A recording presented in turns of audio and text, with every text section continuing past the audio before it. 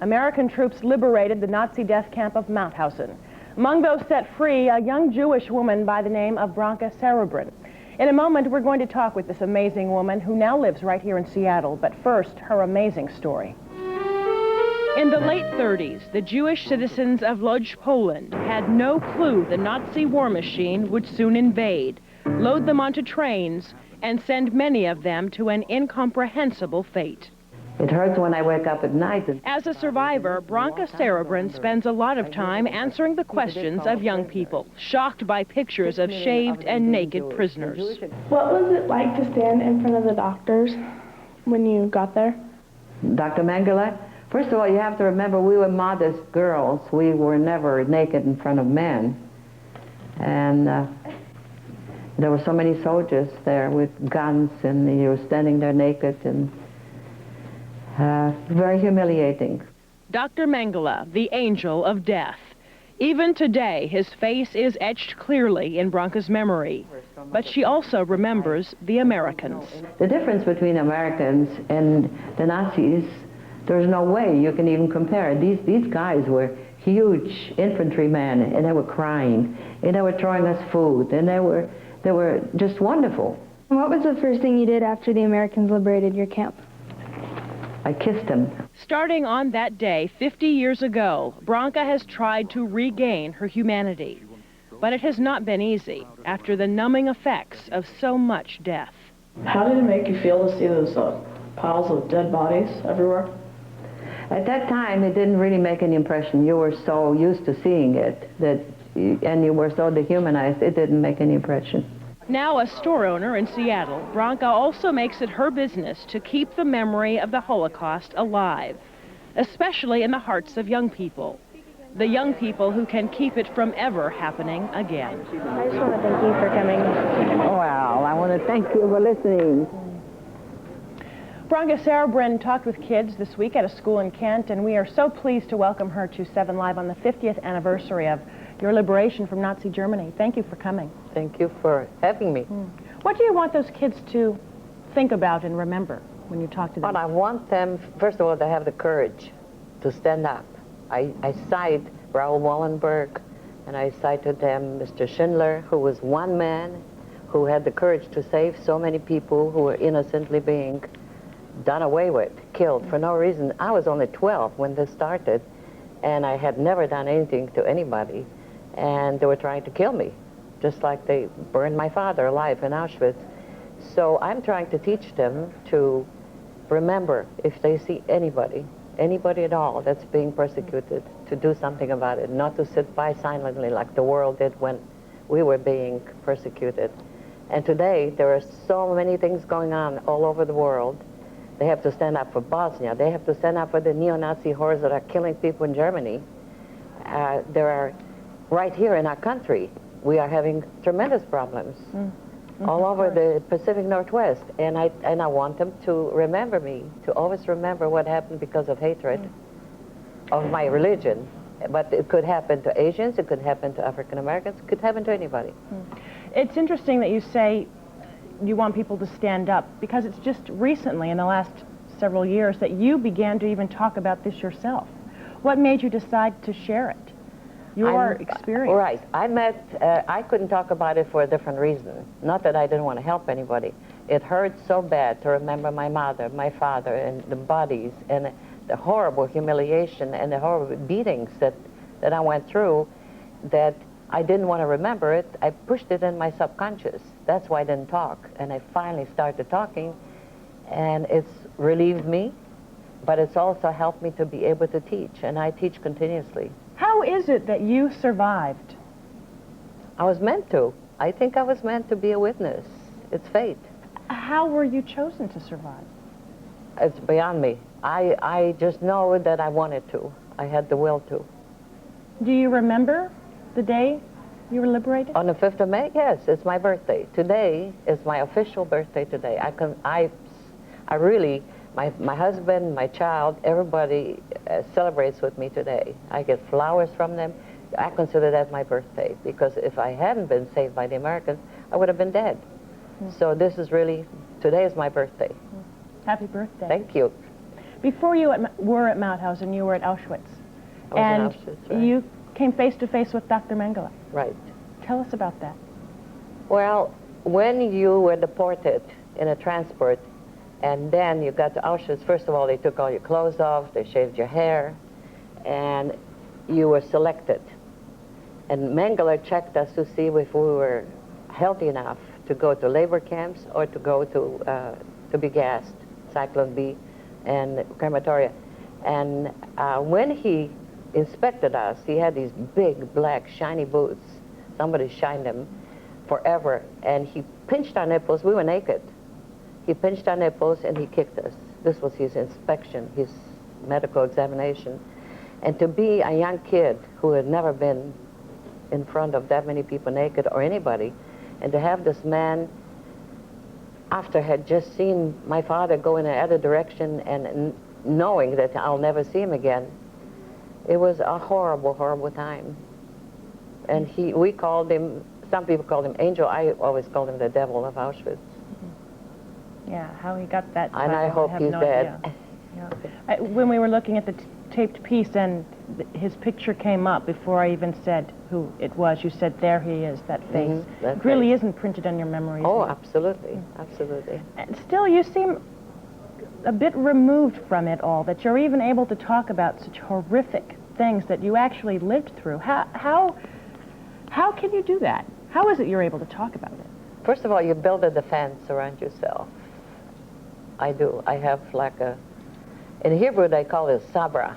A sabra is a cactus, which is soft inside and is very prickly on the outside. To defend myself, I have to have this shell so that people will see me as a Jew, a normal person, and not what the Germans called us. They called us subhuman, rats. They called us all kinds of names. And so I built this defense for myself. And in order to teach, I have to have it. I have to show the kids that I overcame, that they can too. If they are in ghettos right now, or if wherever they are in a suffering, they can put themselves up. They can start respecting themselves and live through it and become what I became. I'm self-made. You are self-made, Self-made, and so right. inspirational to so many people. Are you the only member of your family that survived that terrible time? My sister is alive. Really? Yes, my sister lives in New Jersey. There were 65 of us, uncles, aunts, cousins, and the two of us are alive. And it was meant to be. Right, I think so. Thank you for sharing your story with us. Thank you for having me. And for talking to students so they can know I will that always do it that. did happen, and hopefully it will never happen again. Thanks. Thank you. We're going to be right back with LeBeau.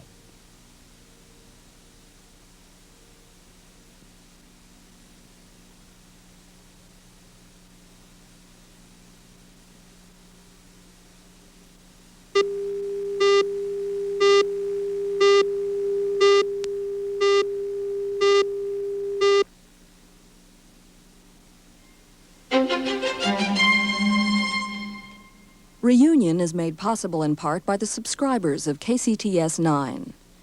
Additional funding is provided by grants from the Spitzer Foundation, Arthur KUSHAN, Max GURVICH, and other individual contributors. National broadcast of Reunion is made possible by the Corporation for Public Broadcasting.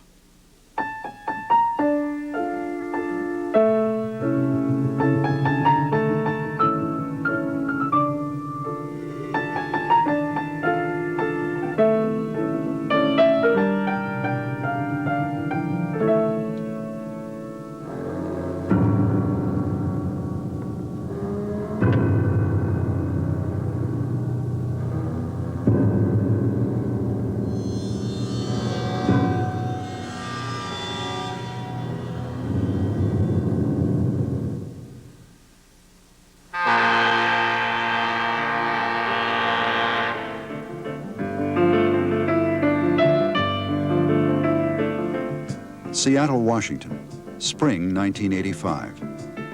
A typical workday. Commuters on their way to the office. Traffic clogging the freeway. Kids arriving at school.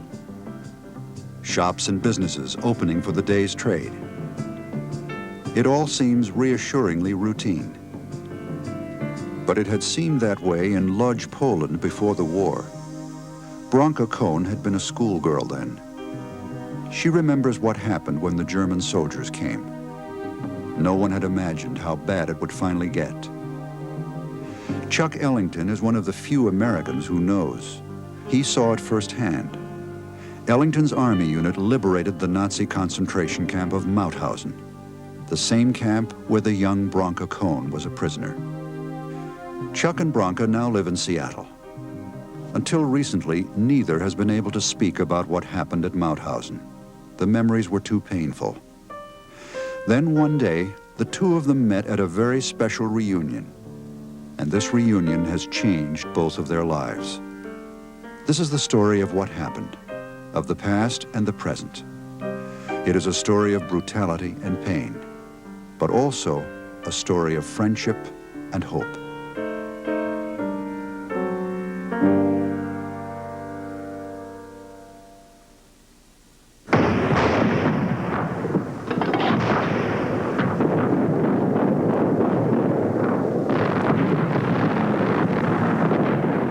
It was the winter of 1944.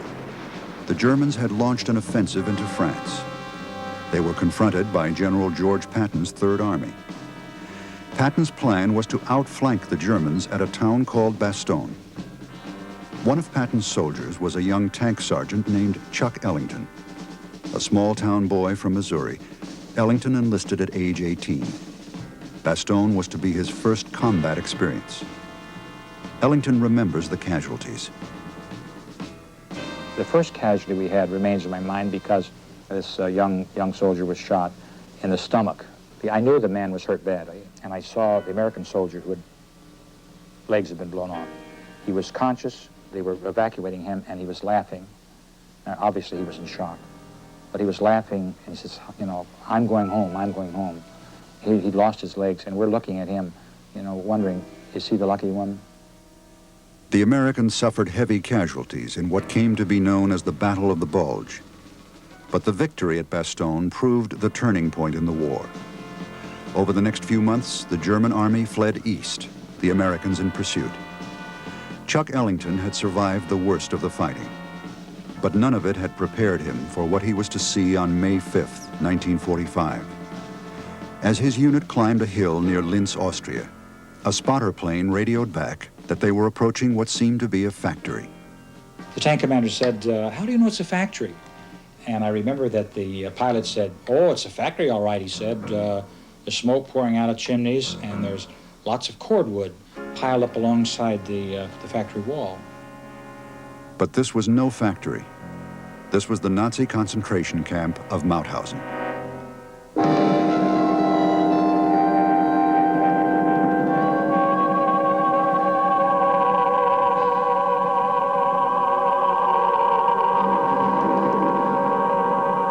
The smoke coming out of the chimneys was not the smoke of factory work.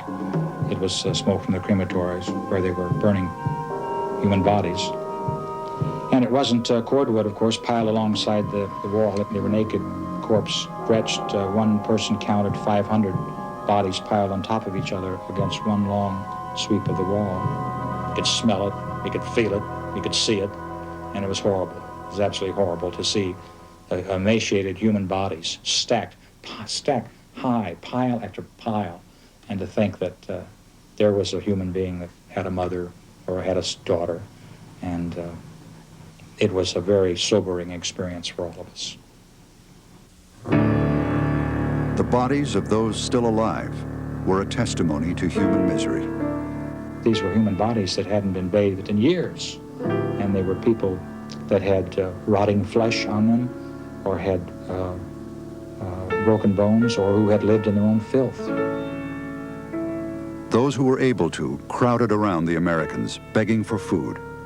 The GIs gave out what they had, not realizing this was a mistake. We tossed out everything we had in our vehicles, chocolate bars or canned rations or the K ration, which was opened. And I watched, and there were 2 people that keeled over and died right before our eyes from just stuffing themselves with the food. Hundreds of bodies were hauled away for burial in mass graves outside the camp walls. But for those who had survived, May 5th, 1945 was a day of joy. The nightmare was finally over. The Americans had rescued them. One of the survivors at Mauthausen was a young girl named Bronka Cohn. She will never forget the day the Americans arrived. I probably was very weak. I was probably hungry. I was probably dirty. I don't remember any of these things. I just remember the beautiful American soldiers. And I remember the feeling of freedom, of being able to go out through the gates. They shut the gates, they opened them, and I knew I could eat something. I knew I could go out. Nobody would hit me. Nobody would make me do things. And I would be free. Bronka Cohn survived, but many she had known did not. It had all begun many years earlier in Lodz, Poland. Bronka's father was a textile manufacturer. Life was good. The family was educated, middle class.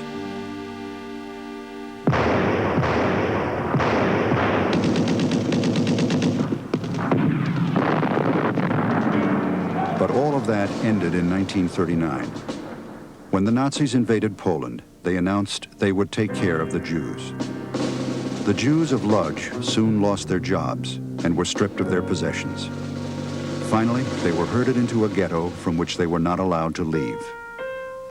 Bronka's father was interrogated, tortured, and then forced to sweep the streets, a changed man. From this gregarious, wonderful, fun, singing dad that I remembered, he became another man. He became quiet, he didn't speak. He was beaten. He was completely beaten. The Cohn family was devastated. Bronka's mother contracted typhus. Bronka was left to support the family by weaving rugs from leftover scraps of cloth. Bronka and her sister foraged for food wherever they could get it. Some months later, Bronka's mother died, one of the 40,000 who perished from disease and starvation in the Lodz ghetto. As the months wore on, the Nazis began taking people away. Bronka feared that one day it would be her. Seeing the Germans coming, hearing the boots, you had that fear. I did. I always had this fear. It happened in the spring of 1944. Bronka, her sister, and her father were herded into boxcars. They were headed for Auschwitz.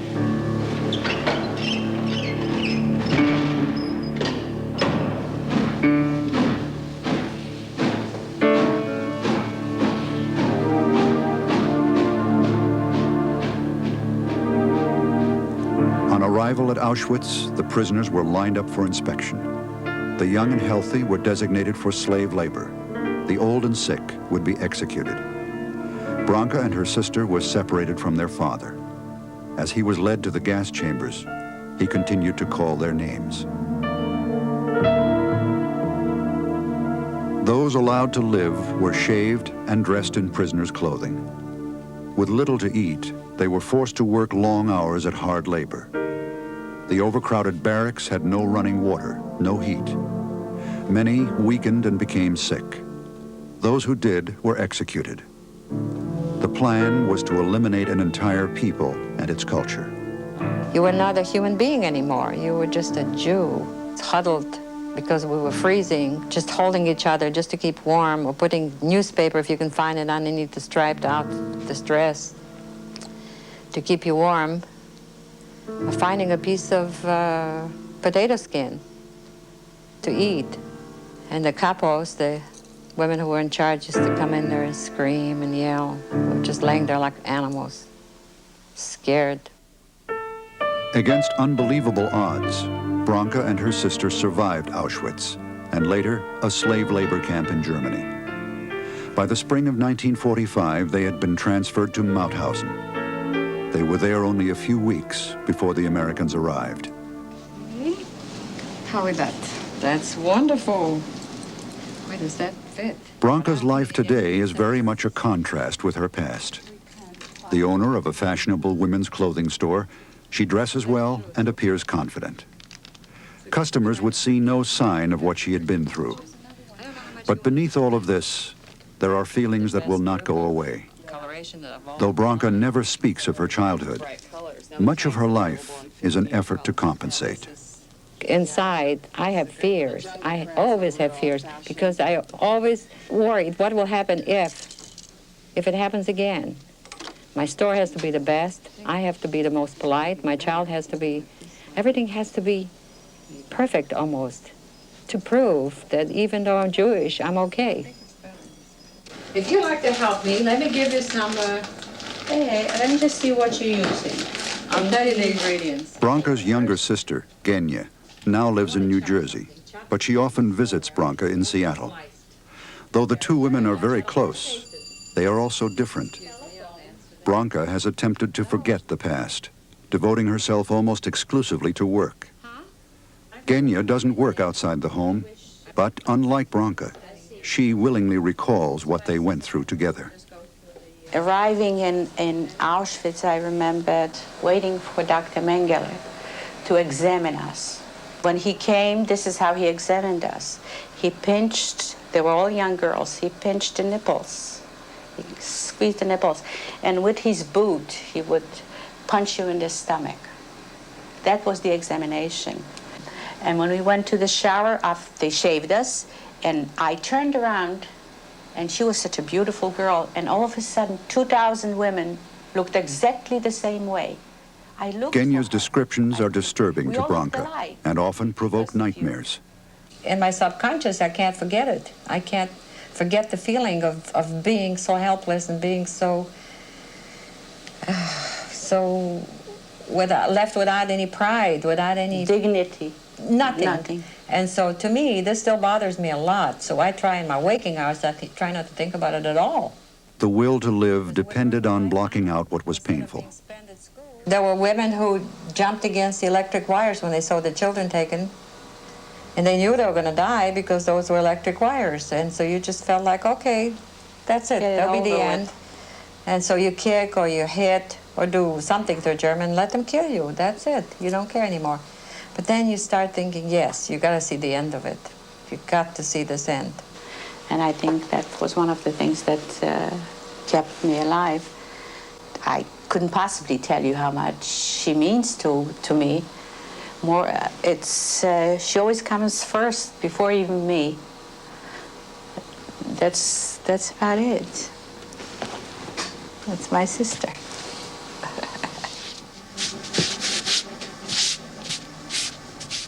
Bronka's husband, Lynn, is an artist. He did not experience the Holocaust directly, but his portraits often depict the faces of those who did not survive. Lynn's work renews in Bronka a sense of outrage. The whole idea of people being silent when all this was going on, of the world being silent, instead of bombing the railroad tracks to the camps so we couldn't even travel there, or protesting, doing something. I was always wondering that, and all of us were.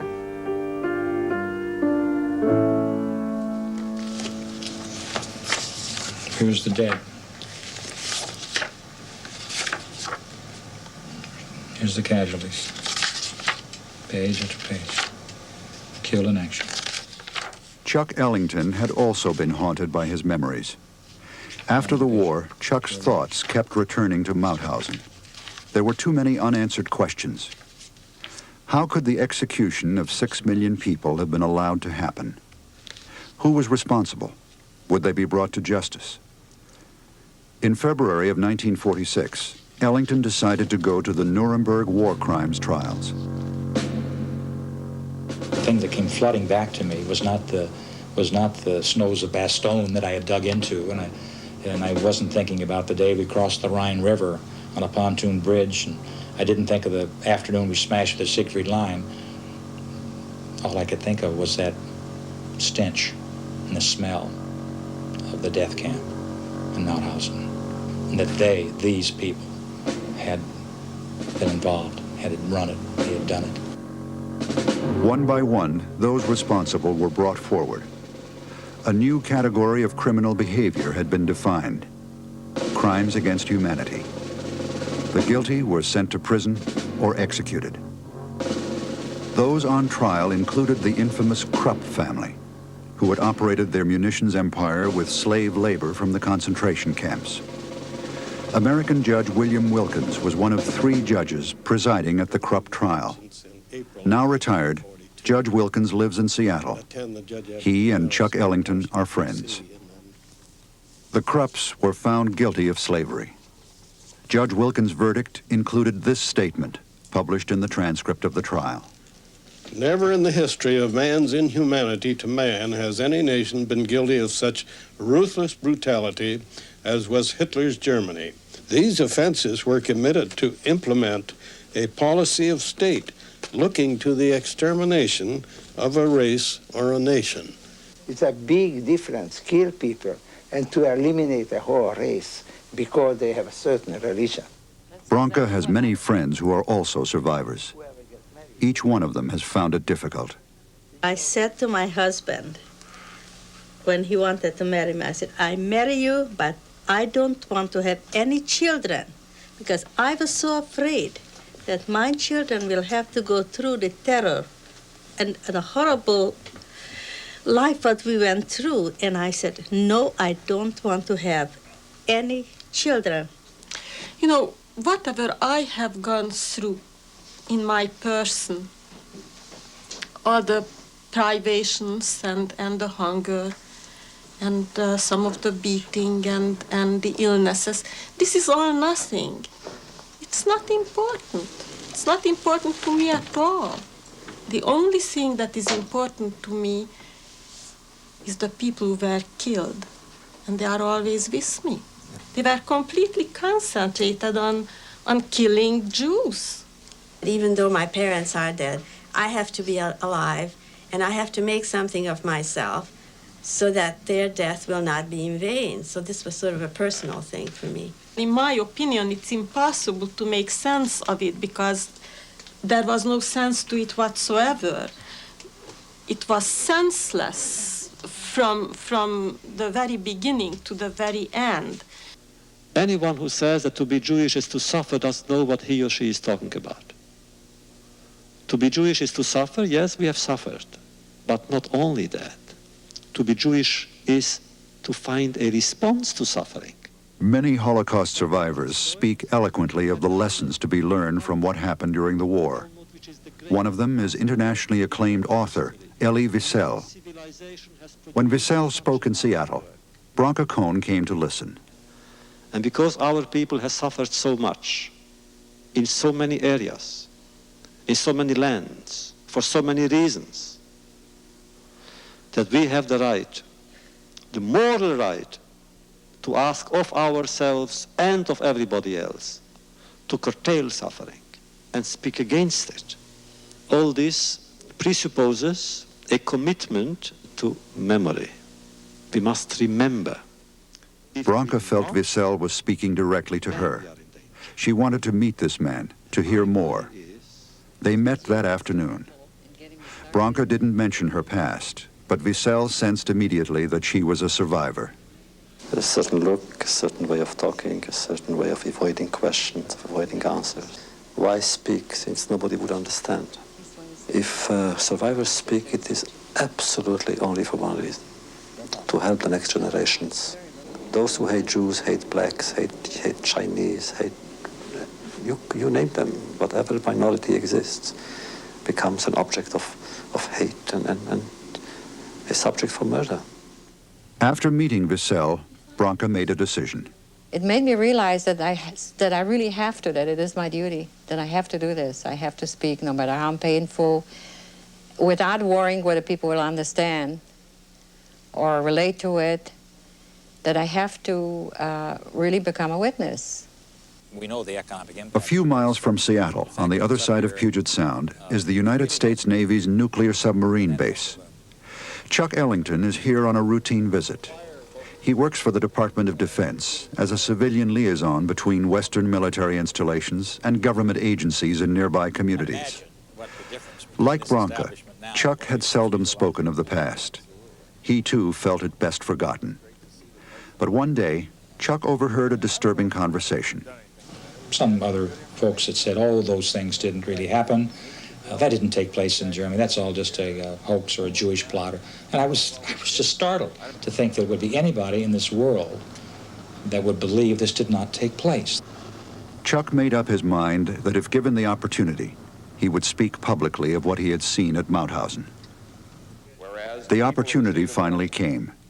In the spring of 1984, Chuck and Bronka were invited to speak at a memorial honoring concentration camp survivors and the veterans who had liberated them.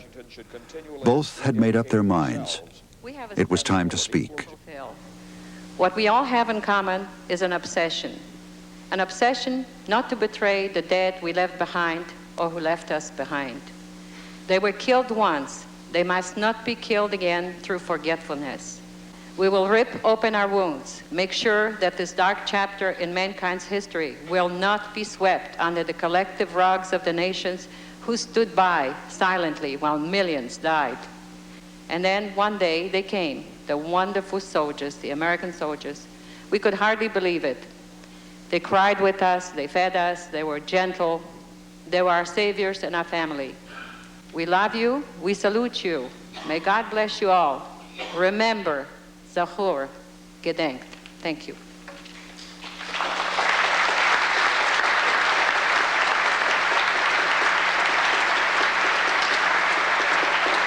These atrocities did take place. They were real. They happened. And they were horrible. The reports were not exaggerated. We know they were real. We were there. When I sat in Nuremberg that day so long ago, and I thought about Mauthausen, I knew then why we had fought. We had fought not just against cruelty that would make people of warped minds make lampshades out of human skin or carving from a woman's bones. We fought against a system that would subordinate the decency of all people to the absolute whims of a few that could not be checked by legal controls. And if we could pass one message along to the future, the liberators would say, never again should such horrors take place. Never again. Never again. Thank you, sir. As Chuck spoke, Bronka realized that he had been one of the soldiers who had freed her from Mauthausen. A wave came over me of gratitude, first of all. Then I grabbed him and we kissed and hugged because we were like brother and sister. I feel like he's my brother. I love him. L'chaim. L'chaim. The reunion between Chuck and Bronka began a very special friendship. For Bronka especially, it provided a long-awaited opportunity. I never could find somebody all through the years that I was in the United States that I could say, you came and got me. I want to thank you. You saved my life. I mean, so many American soldiers died, and I wanted to acknowledge it to them. I wanted to give him the honor that he deserved. Baruch atah Adonai Eloheinu melech haolam, borei pri hagofen. Baruch atah Adonai Eloheinu melech haolam, borei menek psalmim. Happy New Year. Happy New Year. Yom Kippur is a celebration of the Jewish New Year. It is a time of new beginnings. Bon appetit. Let's eat. Since the reunion with Chuck Ellington, Bronka has begun to change. The family has noticed that for the first time, she is talking to them about life inside the camps. We were watched by the SS. We were watched by the supervisors. There was no way that you could get away from your machine and have a prayer. In fact, I don't remember when the holidays were. I remember one day going into another, and 1 year going into another, waiting for somebody to come and get us. I love the change I see because I've seen the other side and I tried. I told her, remember, I was with you when the things were happening. Talk to me about it, but she couldn't. All this has been good. She's more relaxed.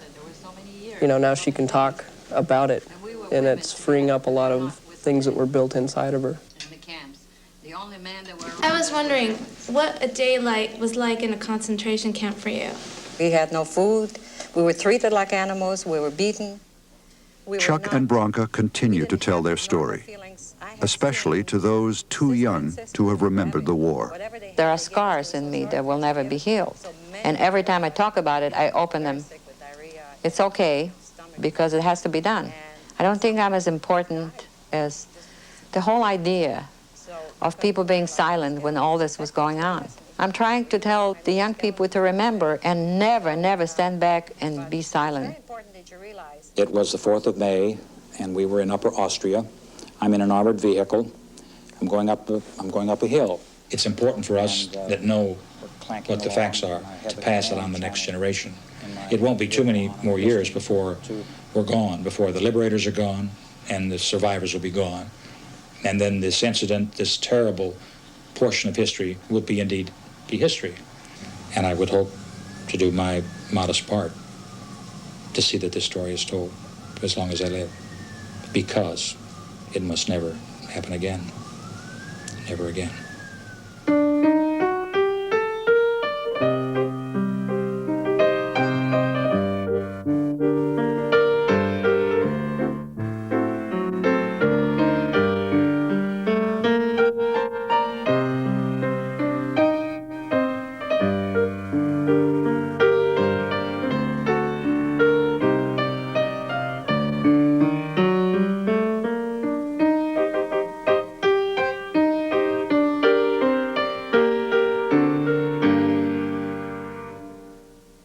Reunion is made possible in part by the subscribers of KCTS 9.